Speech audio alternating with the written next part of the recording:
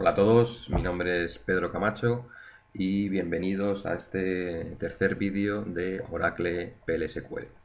Si en los anteriores vimos la introducción y los fundamentos del lenguaje, en esta tercera sesión nos vamos a centrar en la utilización de cursores, el manejo de errores y el control de transacciones. En concreto, los contenidos de este vídeo son los que veis en pantalla, además de cursores implícitos, que son los que hemos manejado en sesiones anteriores. En este nos vamos a centrar en los cursores explícitos. De ellos veremos cómo definirlos, los tipos que existen, los atributos importantes para manejarlos, los bucles, muy importante el bucle for que veremos asociado a uno de ellos, y los cursores con parámetros en última instancia. Además, para diseñar programas robustos, es decir, que sean capaces de recuperarse ante las condiciones de error que puedan aparecer durante la ejecución, no en la elaboración del código, entonces estaríamos hablando de un error sintáctico. Cuando se produce un error mientras se está ejecutando el código, tenemos que ser capaces de recuperarnos de ese posible error, y a esto le llamamos tratamiento de errores o control de excepciones. Ese será el segundo de los puntos. Por último, y no menos importante, también debemos de garantizar la integridad de la información utilizando comandos de control de transacciones. Veremos los más importantes. Bien, hemos hablado de los cursores y en otros vídeos hemos comentado la importancia de los mismos. Cuando tratamos con un cursor, decimos que estamos aplicando una técnica muy útil para gestionar grandes cantidades de datos. Es decir, cosas que no podríamos hacer de otra forma, tablas con miles y miles de registros que podemos actuar sobre ellas gracias a este tipo de herramientas, los cursores. Bien, está formado por un conjunto de registros devueltos por una instrucción SQL de tipo select. Bien, de momento esto no cambia con la parte de los cursores implícitos. ¿Vale? Lo que nos devuelve un cursor es un segmento de memoria donde vamos a poder realizar operaciones con las filas que nos ha devuelto la sentencia select. Bien, pues esta es la parte más importante con la que nos tenemos que quedar. Un cursor está siempre asociado a una instrucción de tipo select. Cuando esos cursores nos devuelven una única fila, podemos utilizar los cursores implícitos, y para manejar grandes cantidades de información, los cursores explícitos, que son los que vamos a ver en la lección de hoy. Bien, lo hemos comentado antes. Cuando tenemos una sola fila, podemos utilizar este tipo de cursores, los cursores implícitos, y su sintaxis es la que ya vimos que teníamos que incorporar a una sentencia select tradicional, la cláusula into. Este es un ejemplo donde podemos ver un bloque anónimo, ¿vale? Fijaros que no tiene la cabecera de función ni procedimiento, y en vez del is o el as comienza con el declare. Entre el declare y el begin ponemos una serie de variables, en este caso el salario y el DNI, que estamos diciendo que son del mismo tipo que unas columnas que ya existen en nuestra base de datos. Y la zona ejecutiva, la zona que comienza con el begin, lo único que tenemos es la declaración de ese cursor implícito. Bien, destacar que, o repasar, que cuando utilizamos cursores debemos de declarar las mismas variables que van a recoger esa información, tantas como columnas tenga el select. ¿Vale? Recordamos que la sentencia select comenzaba con una proyección, es decir, si tenemos una tabla, pensamos visualmente en esa tabla llena de filas y columnas. Cuando hacemos una proyección estamos diciendo que nos quedamos con determinadas columnas, es decir, estoy haciendo un filtrado vertical, me estoy quedando con ciertas columnas y estoy desechando otras. En este caso me estoy quedando con dos columnas, con la columna salario y la columna DNI. Bien, pues en la parte novedosa de este select, es decir, la parte que lo convierte en un cursor implícito, es la parte del into. Bien, pues fijaros que tengo que declarar dos variables para recoger cada una de las columnas que he puesto en el select. Para la columna salario tengo la variable lSalario, y para la columna DNI tengo la variable lDNI.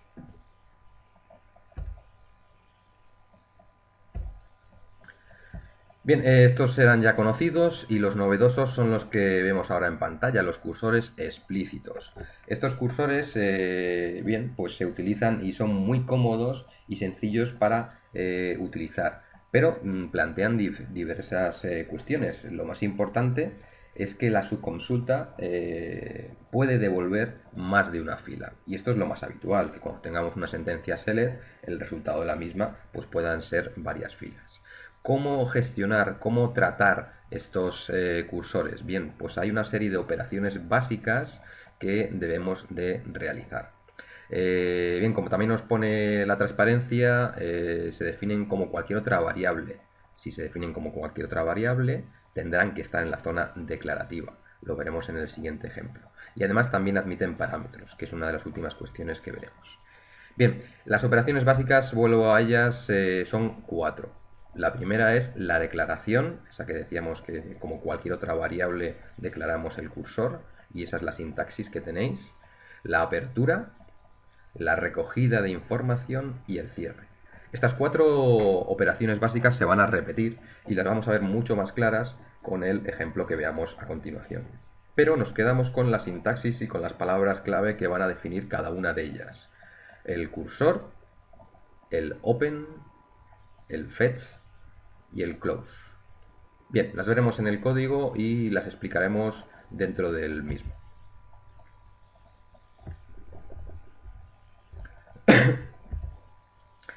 Para hacerlo vamos a volver a nuestro proyecto de inventario, que ya hemos trabajado en él en los vídeos anteriores. Si os fijáis, he realizado nuevas modificaciones sobre el modelo entidad-relación y lo más importante está entre el equipo y el usuario. Entre ambas entidades ya existía la relación reserva, pero fijaros que he creado una nueva entidad que es la fecha de inicio. Bien, esto es necesario porque, como ya he comentado en alguna ocasión, si queremos tener la posibilidad de que un usuario sea capaz de reservar un mismo equipo en momentos diferentes, debemos de ser o debemos de hacer de elevar el atributo fecha de inicio que teníamos en vídeos anteriores, lo convertimos en entidad. Esto es lo que hemos hecho en este caso. Fijaros que ahora en vez de una relación binaria, porque relaciona dos entidades, tenemos una relación ternaria, bien, que sería entre equipo, usuario y fecha de inicio. Además también he incorporado un nuevo atributo que también utilizamos en el vídeo anterior, que es el atributo de periodo. Bien, pues con este modelo entidad-relación vamos a plantear el siguiente enunciado.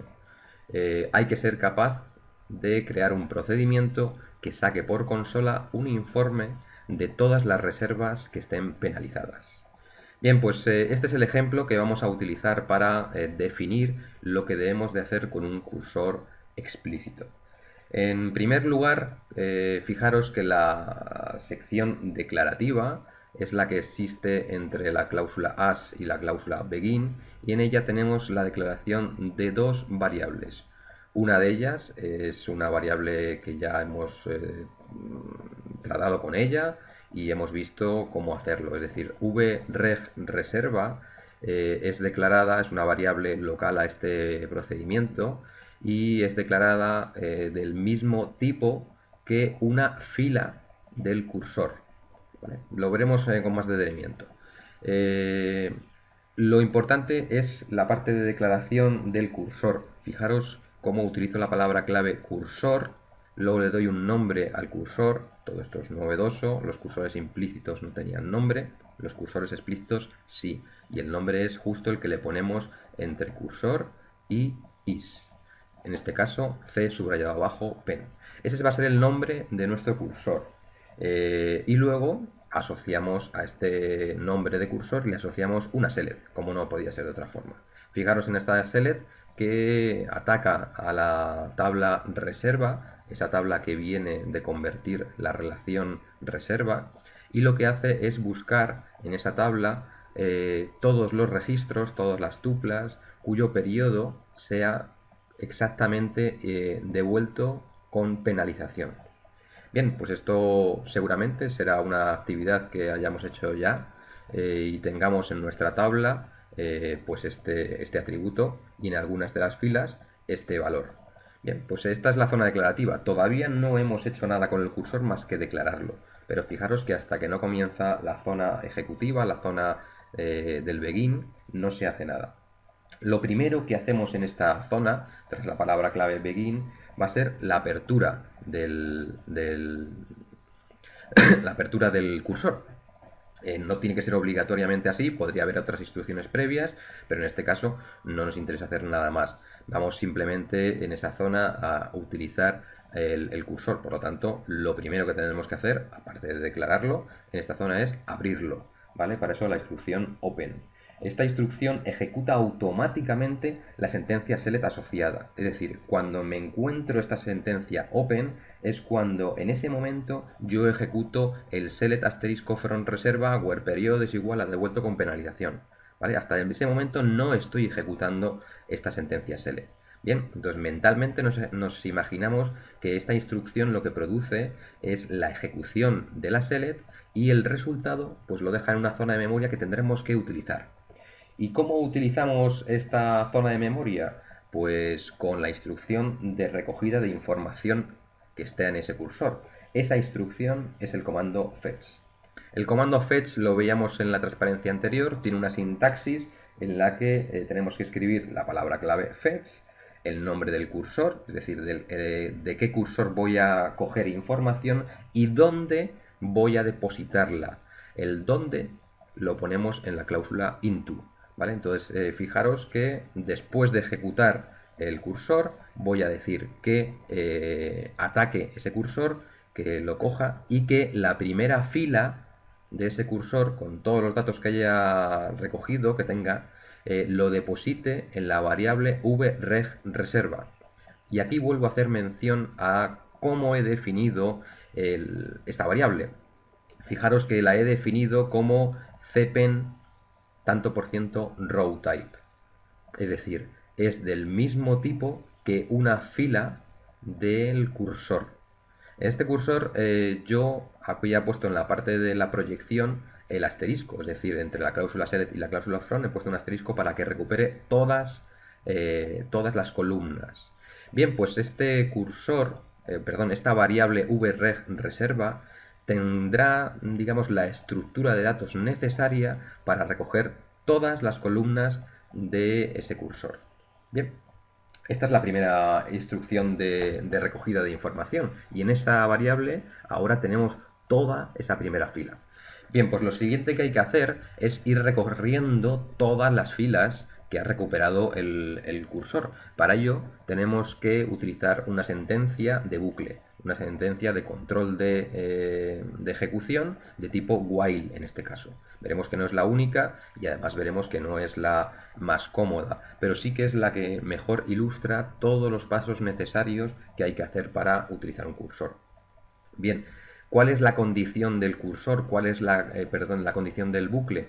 La condición que nos va a decir hasta cuándo tenemos que ejecutar este bucle.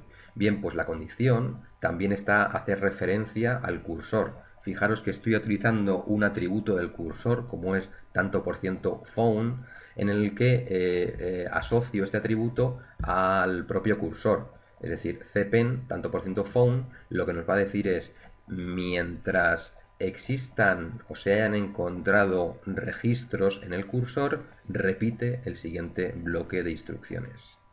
¿Cuál es el bloque de instrucciones? Pues en este caso tenemos dos instrucciones. La primera va a mostrar por pantalla el mensaje del usuario con ID tal. ¿Y de dónde saco el ID del usuario? Pues fijaros, yo en la variable vreg_reserva he sido capaz de recuperar toda la información de una primera fila.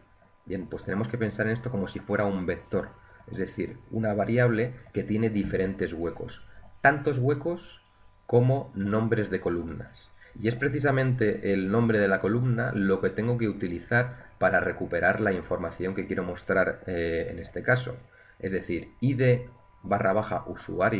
es una columna de la tabla reserva. Bien, pues para acceder a ella, la sintaxis es nombre de la variable punto nombre de la columna.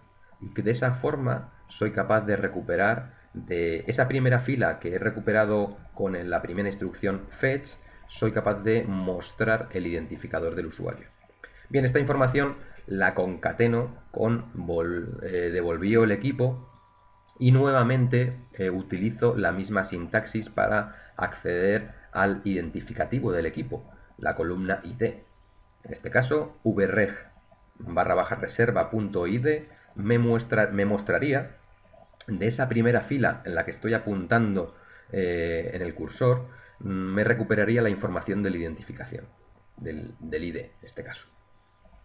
Bien, siempre que tengamos una instrucción de bucle while, y esto también lo he comentado, tenemos que hacer algo dentro del bucle que modifique la condición de permanencia del bucle, porque si no, tendríamos un bucle infinito, es decir, no saldríamos nunca.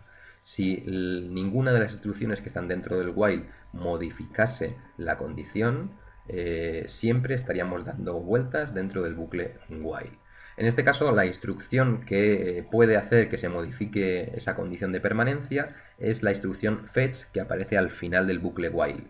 En esa instrucción repito lo mismo que tenía en la instrucción fetch inicial, es decir, lo que le estoy diciendo es avanza hasta la siguiente fila y vuelve a recuperar en la variable vrreserva todos los datos de esa siguiente fila. Este es el bloque de instrucciones. Tras ejecutar este segundo fetch, volveríamos a preguntar en el while por la condición de permanencia.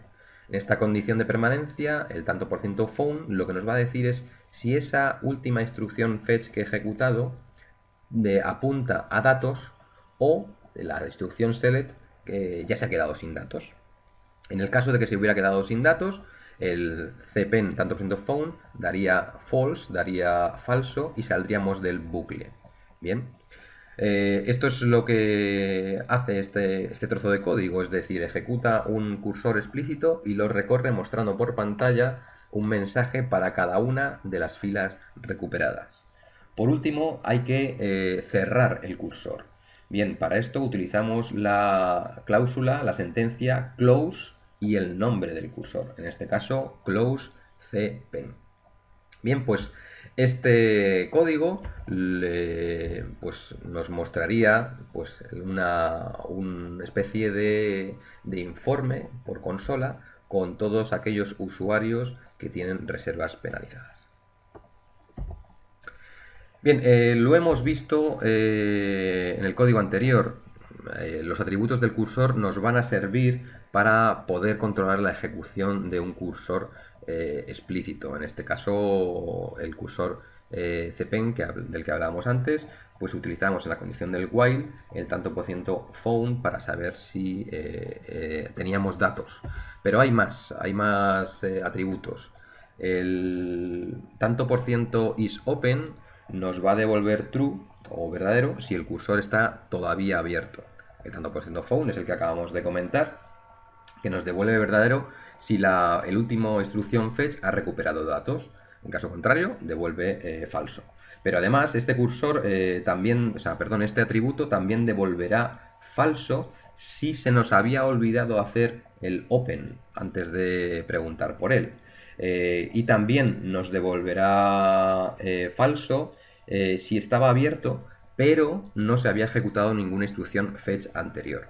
¿Vale? Es decir, cualquier circunstancia que provoque que no tengamos el cursor apuntando a una fila imaginaria de esa instrucción select que hemos ejecutado, nos devolverá, nos devolverá false.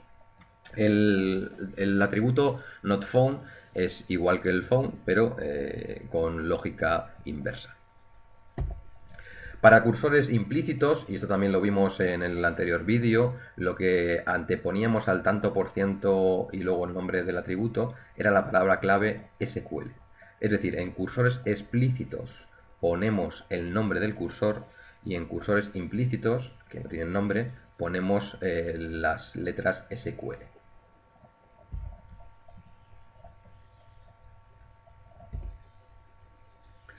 Bien, hemos visto cuáles son las instrucciones que tenemos que utilizar para, para manejar un cursor, ¿vale? La instrucción open para abrirla, la instrucción fetch para recuperar, y bueno, más o menos nos hemos dado cuenta de pues, la complicación, es decir, hay que declarar el cursor, hay que declarar una variable para recoger los datos del cursor, hay que abrir el cursor, luego también recuperar con la instrucción fetch cada una de las filas y por último cerrar el cursor. Bueno, pues para simplificar todo este proceso tenemos precisamente los cursores de tipo for loop o digamos las instrucciones de esta con una sintaxis que nos va a facilitar enormemente el trabajo con los cursores. Es decir, vamos a simplificar mucho nuestro trabajo. Veamos un ejemplo de ello. Fijaros en este código de aquí, donde en la zona declarativa yo tengo la declaración del cursor cemp, ¿vale? Pensemos que la C viene de cursor y emp de empleado, y esta es donde, en esta zona es donde vamos a definir el cursor. Como siempre, definimos el cursor mediante una sentencia select. Select salario DNI, fueron empleados, y luego tenemos otra variable que va a servirnos para recoger toda la información de una fila del cursor anterior. Bien, fijaros lo simple que queda el código cuando en lugar de utilizar una instrucción de tipo while para recorrer el cursor, utilizamos una instrucción de tipo for in. ¿Y cuál es la sintaxis de esta instrucción for? Pues tenemos que poner la variable, ¿vale? Que sería como el índice. A los que sabéis Java o sabéis otros lenguajes de programación, conocéis que cuando utilizamos una sentencia de tipo for tenemos que utilizar un índice que va a ser el que va a recorrer pues o un vector o una estructura o simplemente un índice numérico que va a ir incrementándose hasta llegar a un determinado valor. Bien, pues en este caso ese índice es la variable cemp subrayado abajo rec, y le vamos a decir que para todos los valores que devuelva el cursor cemp, hacer el siguiente código, el código que está en el loop. En este caso solamente tenemos una instrucción, que es una instrucción que va a mostrar por pantalla una serie de datos. Esa serie de datos los vamos a recuperar con la misma sintaxis que hemos visto antes, es decir, nombre del cursor, punto, nombre de columna. ¿Vale? Quedaros con esta información, es decir, que siempre que trabajemos con cursores es muy interesante la utilización del row type. ¿Vale? Podríamos haberlo hecho de otra forma, pero esta es la manera más sencilla y más cómoda. Es decir, recoger cada una de las filas en una variable que es de tipo row type, y luego si queremos preguntar, queremos mostrar, queremos recuperar el valor de una determinada columna, la sintaxis es nombre de esa variable, punto, nombre de la columna. Bien, pues fijaros cómo me he ahorrado un montón de pasos que veíamos necesarios en el ejemplo anterior con una instrucción de tipo while. Es decir, no he tenido que abrir el cursor, no he tenido que ejecutar instrucciones fetch y tampoco he tenido que cerrar el cursor. Todo ello queda simplificado gracias a la utilización de instrucciones de tipo for con bucles. La declaración y el bucle.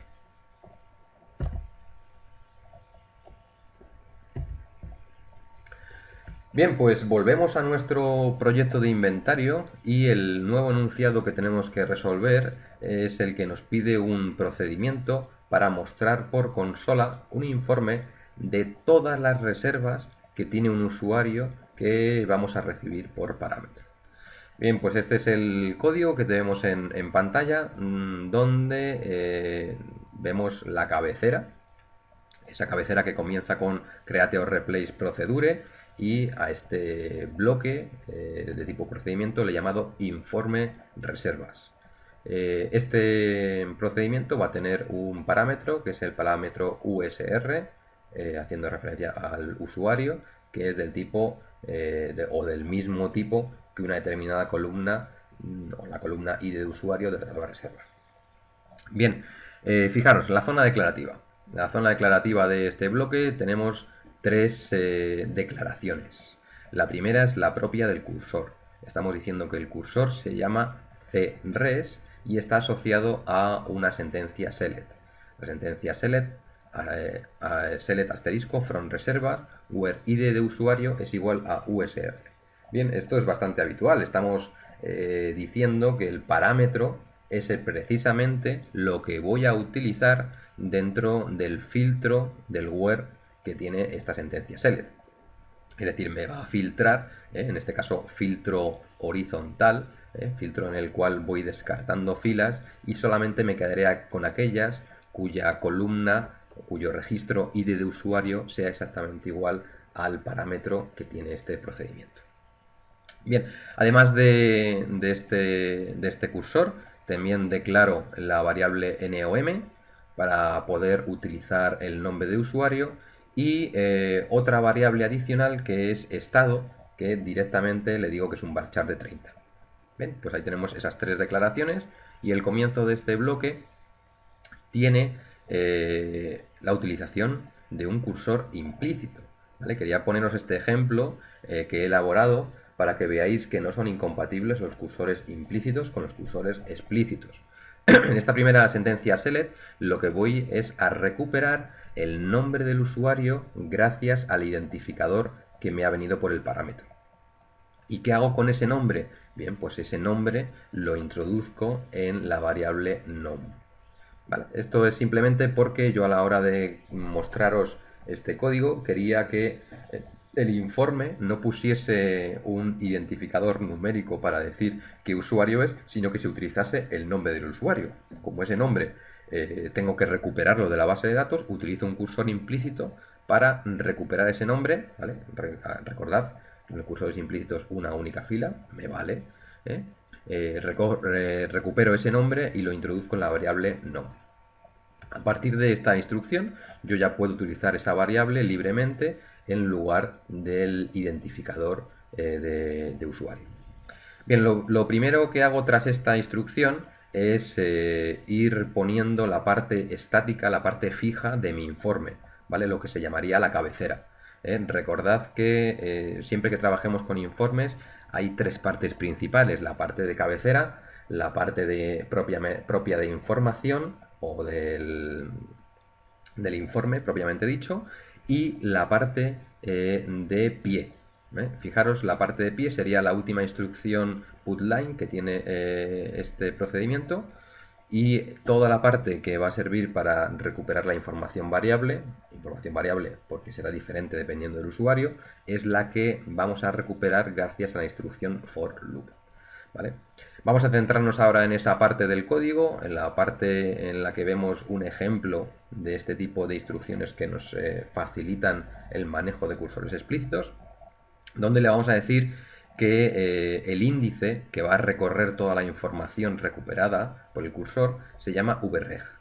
¿Vale? Entonces tenemos que asociarlo precisamente con el CRES, que es el nombre del cursor.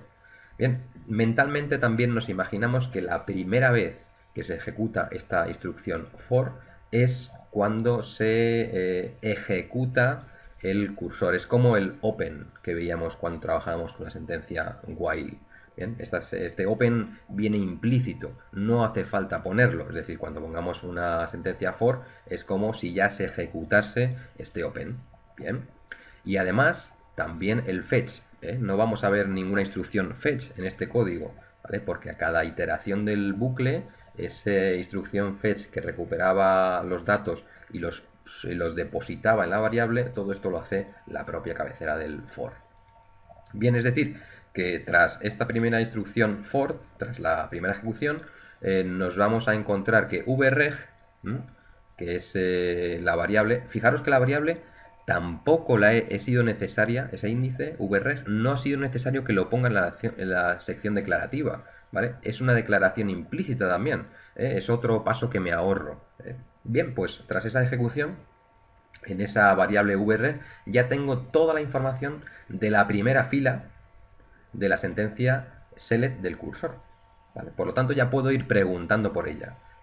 Lo hemos visto también en transparencias anteriores, que vreg punto me sirve para acceder a todos los datos que tiene esa primera fila. Los datos, y tengo que poner los nombres de las columnas. En mi tabla de reserva tengo una columna que se llama fecha fin. Bueno, pues la sintaxis para acceder a su información es vreg.fechafin. Puedo preguntar si ese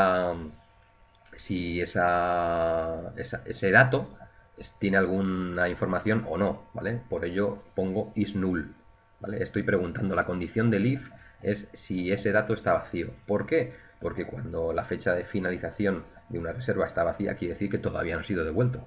Por lo tanto, utilizo la variable estado para identificar esa situación, la situación en la que ese registro no tiene fecha fin y por lo tanto el estado es pendiente de devolución.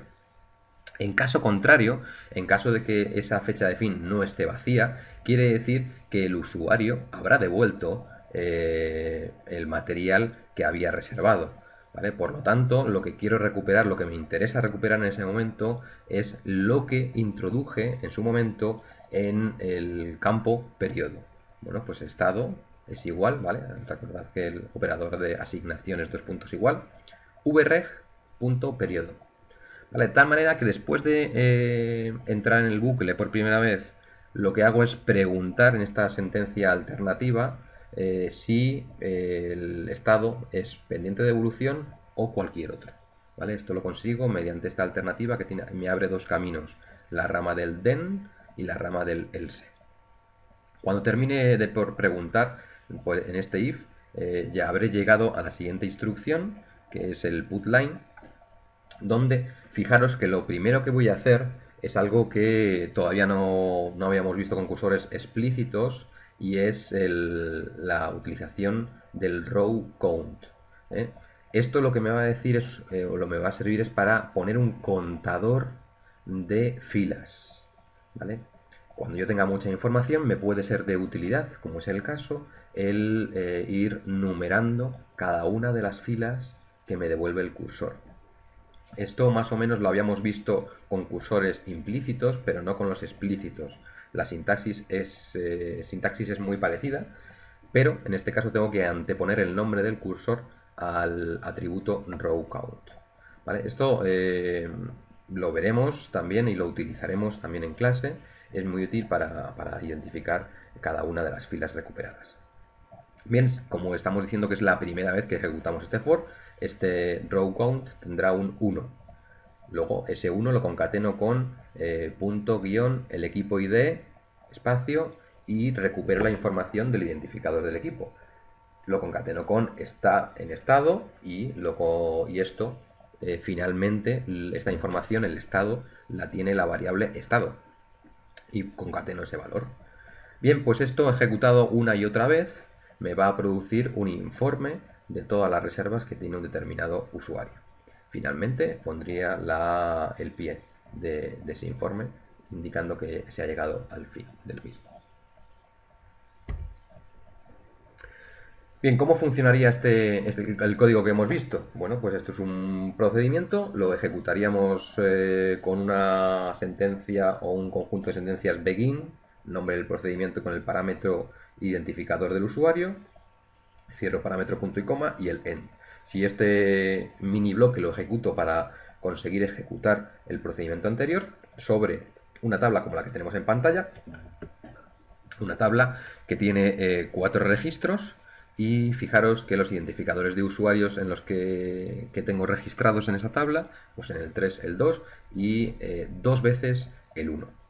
Bien, si ejecutara el procedimiento para el ID 1, yo obtendría el informe que veis en pantalla, es decir, el informe de reservas del usuario David Pérez es 1, el equipo 1 está en estado pendiente de devolución, 2, ¿vale? Fijaros, este 1 y ese 2 que aparece ahí es gracias al row count que comentaba anteriormente, ¿vale?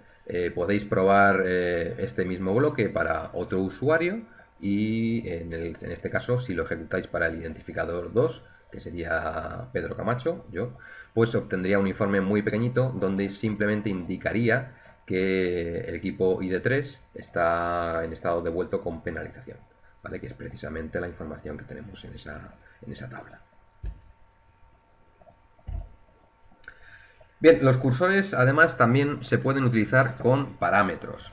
¿Y qué es un cursor con parámetros? Bueno, pues un cursor más genérico, más flexible. Podemos utilizarlo en diferentes usos, no solamente en uno determinado. ¿Vale? Todo esto lo vamos a entender mejor con el ejemplo que veamos a continuación. Fijaros, en este ejemplo, que vuelve a ser un bloque anónimo, tenemos una declaración del cursor, pero fijaros que en esa parte que aparece seleccionada, tenemos un parámetro formal en este caso, ¿vale? Siempre diferenciar lo que es un parámetro formal en la definición de un parámetro real en la llamada, ¿vale? Llamada y definición. En este caso estamos en la definición, por eso hablamos de parámetros formales.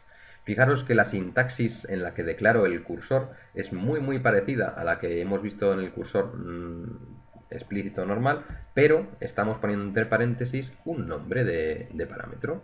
Como siempre, el nombre y esa es la forma en la que tengo que declararlo. Voy a decir que es de entrada y que es de tipo varchar 2. Bien, el resto de la declaración del cursor es exactamente igual a la que hemos visto y lo que tenemos es que en la condición del filtro horizontal, donde selecciono ciertas filas y elimino otras, en esa condición hago referencia precisamente al parámetro. La condición sería nombre igual a p nombre, ¿vale? P de parámetro. ¿Vale? Pues querrá decir que este cursor necesita de una información adicional para ejecutarse. Esta información adicional vendrá precisamente en ese parámetro, ¿vale? Bien, pues lo siguiente que vemos es en la zona ejecutiva, la zona del begin, cómo voy a utilizar este cursor con parámetro.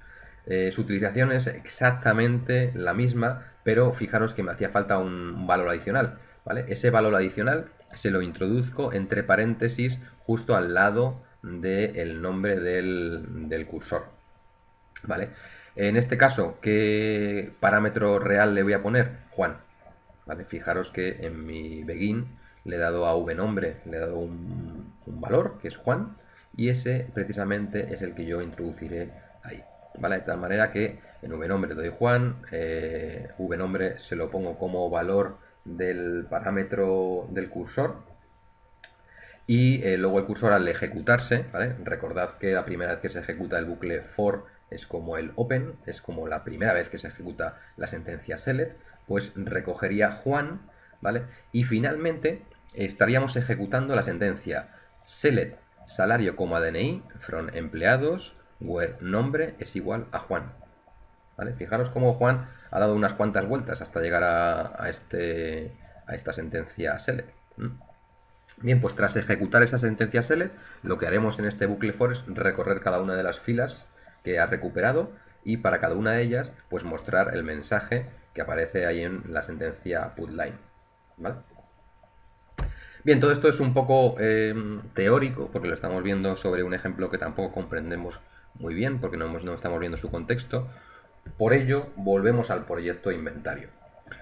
Bien, vamos a darle una utilidad a esto de los cursores con parámetro y para ello vamos a pensar en un escenario en el que dentro del proyecto inventario nos piden que, basándonos en el programa anterior, una estructura parecida de programa, creemos un procedimiento para mostrar un informe completo de las reservas, pero en este caso no de solo un usuario, sino de todos los usuarios de la base de datos, ¿vale?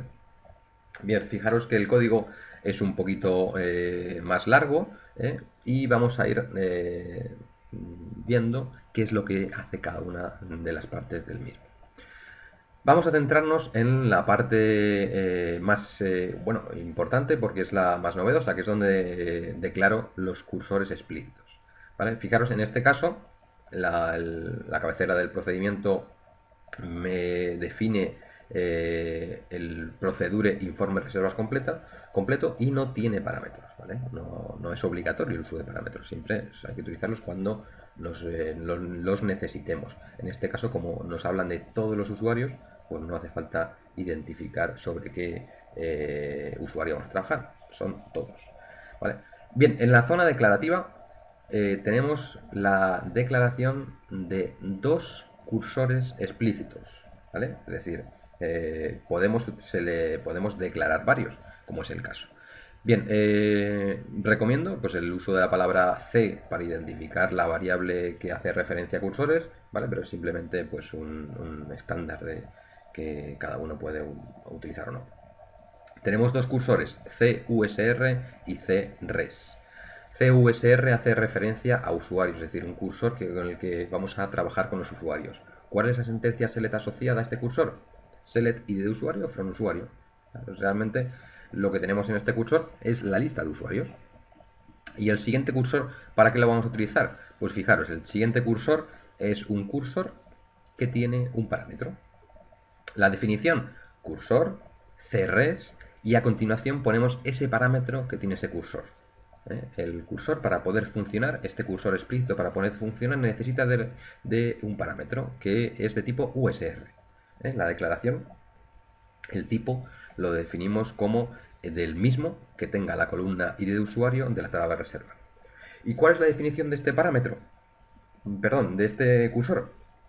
Pues ¿o a qué está asociado? Pues a la sentencia select asterisco from reserva where id de usuario, es decir, where la columna id de usuario sea igual a ese nombre de parámetro, USR.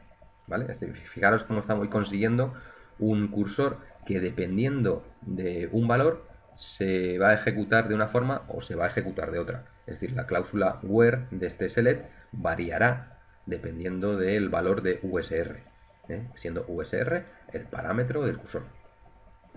Bien, pues además de declarar dos cursores, tengo tres variables más.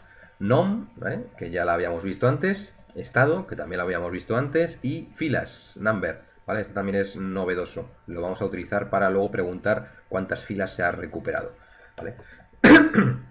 Bien, pues fijaros, como siempre, tengo que sacar un informe, parte de cabecera, parte de datos y parte de pie de página. La cabecera, el informe. Informe de reservas completo, con su subrayado. Y luego empezamos con el bucle for. Bien, si os fijáis un poco en este bucle for, veis que tenemos dos bucles for, uno dentro del otro.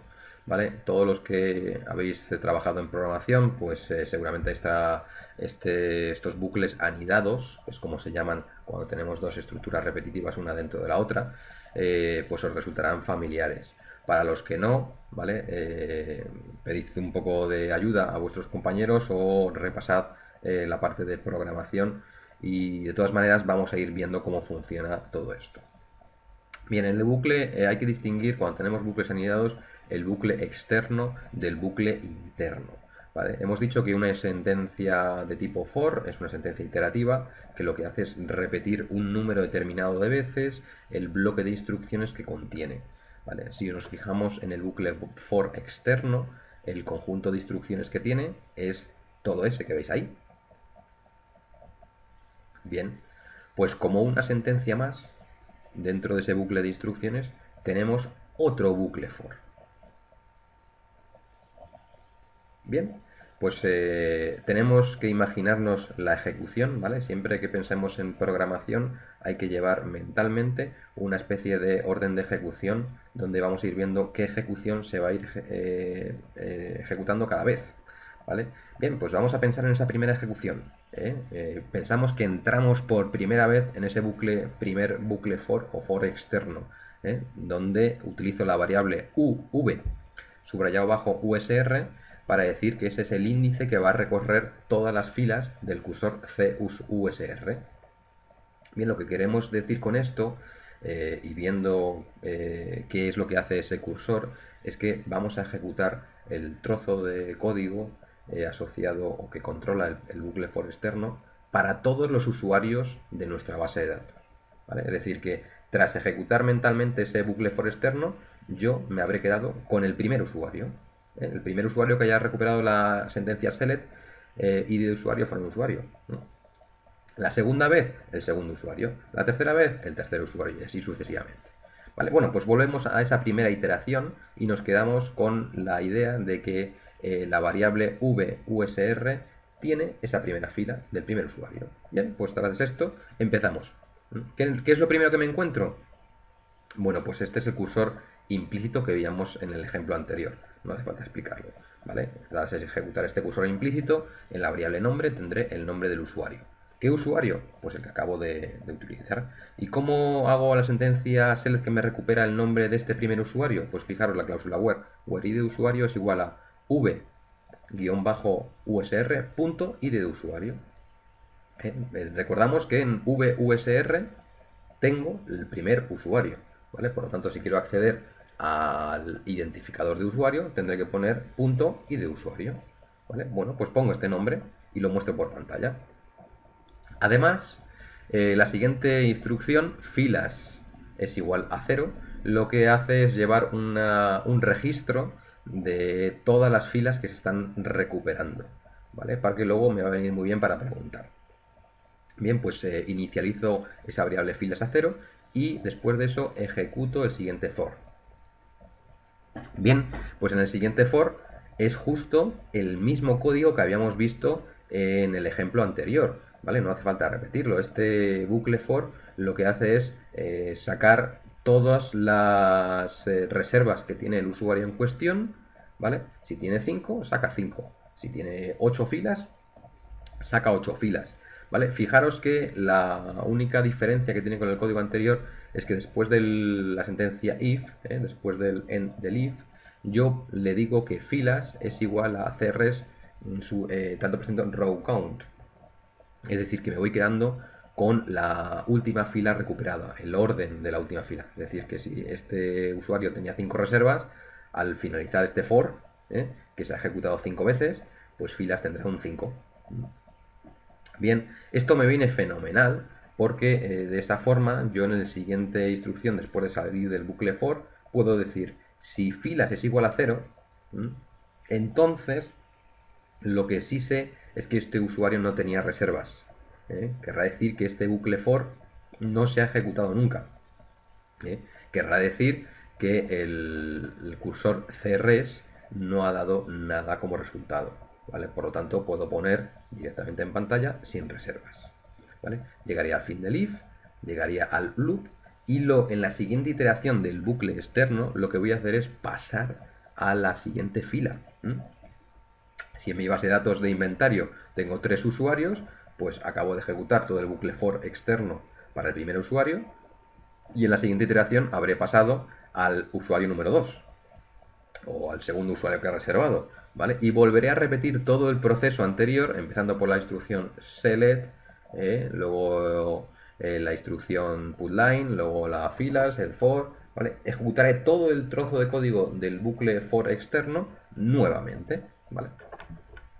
¿Qué salida me da todo esto? Bueno, pues fijémonos en este informe, ¿vale? Donde con este código yo ejecutaría o llamaría al bloque del procedimiento informe de reservas completo. Y este sería el resultado, ¿vale? En mi base de datos había 1, 2, David Pérez, Pedro Camacho, David Álvarez, Laura García, Juan Antonio Pérez, Ana Suárez y Juanjo Gallo, ¿vale? Bueno, pues todos ellos eran usuarios de mi base de datos. Todos ellos estaban en la tabla de usuarios. Bueno, pues yo he ejecutado el procedimiento para todos ellos, ¿vale? Para los que tenían varios equipos reservados, como era David Pérez, pues 2 filas. Pedro Camacho, que solamente tenía un equipo reservado, pues una fila. David Álvarez, que solamente tenía un equipo reservado, otra fila. El resto de usuarios que no tenían reservas, pues sin reservas, ¿vale? Este es el código, o mejor dicho, este es el resultado del informe que elaboraría el código anterior. Bien, además de los cursores explícitos y cursores con parámetros, también tenemos la oportunidad de utilizar cursores para facilitar la actualización, modificación o eliminación de las filas seleccionadas por un cursor, ¿vale? Estos son los cursores for update. Todas las filas seleccionadas serán bloqueadas cuando trabajemos con ellas. Esto es lo que nos va a dar un cursor de tipo update. Es decir, imaginad que ahora vamos a ejecutar dentro de nuestro código instrucciones de tipo update, para hacer esas modificaciones. ¿Qué pasa si mientras estoy yo haciendo modificaciones, hay otros usuarios que están consultando la base de datos? ¿Vale? De momento nosotros estamos trabajando con toda la base de datos para nosotros solos. Somos los monousuarios de nuestro sistema gestor, pero esto no es lo habitual. Lo habitual es que estemos muchos usuarios trabajando con las mismas tablas, las mismas filas. ¿Vale? Bueno, pues si yo estoy en un proceso de actualizar montones y montones, miles y miles de registros, es muy probable que algún usuario que esté ejecutando instrucciones de consulta, pues vea nuestros datos a mitad del proceso, mientras estamos modificando unos, pero todavía no hemos modificado otros, ¿vale? Por lo tanto, es muy interesante que mientras estemos haciendo modificaciones en nuestra base de datos mediante el uso de cursores, bloqueemos los datos para que no los pueda ni siquiera ver nadie, ¿vale? Bien, pues todo esto lo conseguimos con los cursores de tipo update, donde lo que tenemos que hacer es que en la declaración incluimos la cláusula for update, ¿vale? Esto quiere decir que cuando se abra el cursor, todos los datos afectados por el cursor, es decir, todos los datos que en este caso estén afectados por la sentencia seret, oficio, coma, salario, from emple, where, ¿vale? Todos esos datos serán bloqueados, querrá decir que no se podrán ser utilizados por nadie más. Bien, además de esto, fijaros cómo en la parte de actualización puedo incluir en la cláusula update una sentencia where un poco especial. Es decir, fijaros que yo en este ejemplo he recuperado una serie de información con un cursor y lo que estoy haciendo es actualizarla, ¿vale? Esta actualización se produce dentro del bucle, un bucle while en este caso, que va a ir recorriendo toda la información, ¿vale? Bueno, pues mi sentencia update, fijaros, su sintaxis es sencilla: update emple set salario es igual a salario más v incremento. Es decir, esto es un código que ya conocemos, lo hemos hecho en alguna ocasión. Es decir, lo que estamos haciendo es subirle el salario a un empleado, ¿vale? ¿Y a cuál empleado? Ese cuál tendría respuesta en la cláusula where. Bueno, pues esto tendríamos que ver a qué empleado estamos haciendo y esto sería complicado, pero fijaros que en un cursor de tipo update es muy fácil, ¿vale? Incluimos la cláusula current of nombre del cursor. Es decir, esta instrucción de tipo update se va a ejecutar sobre el empleado actual al cual esté señalando el cursor, ¿vale? Esto es muy útil, Fijaros, si volvéis a echar un vistazo a todo el código completo, tenemos un cursor explícito de los que ya conocemos, al que le hemos incluido la cláusula final for update, ¿vale? Esto nos proporciona la facilidad del bloqueo, ¿vale? Nadie va a poder tocar estos registros mientras yo trabaje con ellos, ¿vale? Y luego en la cláusula update, ¿cómo hago referencia al usuario actual? A la fila actual, pues diciendo current of nombre del cursor, y así ya sé sobre qué empleado he realizado ese incremento salarial, ¿vale?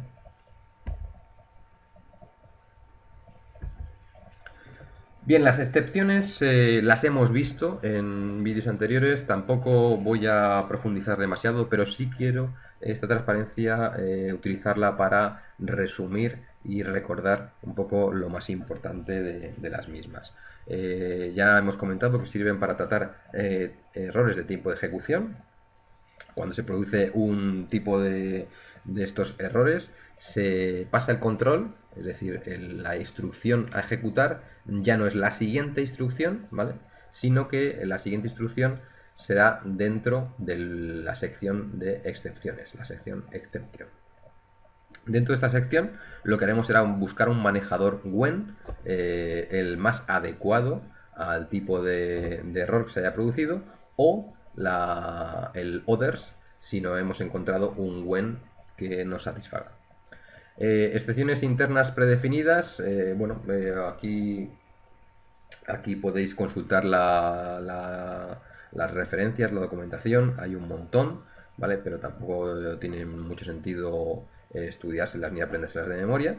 Y luego también comentar que además de esas excepciones internas, que ya vienen en el propio lenguaje, ¿vale? Como veremos luego algún ejemplo, también podemos crear nosotros como usuarios programadores, podemos crear nuestras propias excepciones.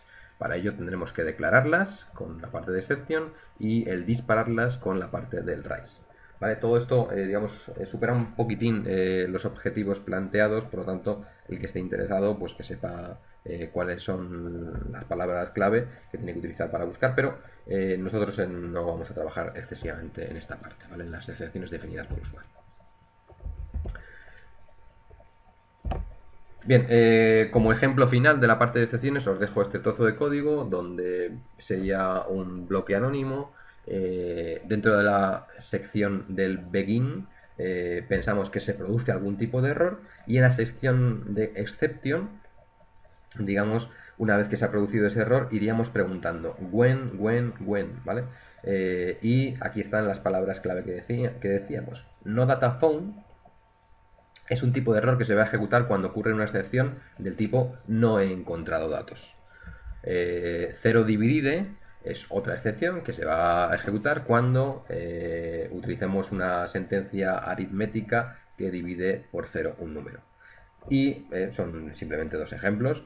Y la sección when others se va a ejecutar cuando ocurre una excepción de un tipo que no se ha tratado en los bloques anteriores. Es decir, en este caso se ejecutaría si el error que se ha producido no es no data found y no es cero divide. ¿Vale? Simplemente esto.